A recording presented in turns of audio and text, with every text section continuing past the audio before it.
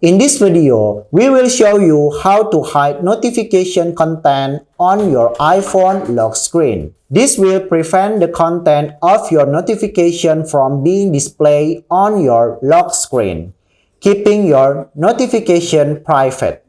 How to do this?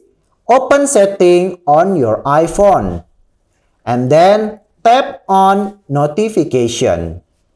After that, you can select the application for which you want to hide notification content on the lock screen.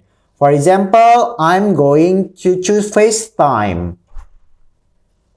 Then, when Allow Notification is on, we can see on the Alert group, there are three options: Lock Screen, Notification Center, and Banner. As we can see on the lock screen is checklist. Tap on this to unchecklist the lock screen. That's it.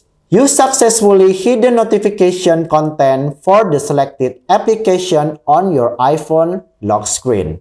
You can repeat these steps for any other application for which you want to hide notification content on the lock screen. Thanks for watching, and don't forget to subscribe to our channel for more helpful video. Bye!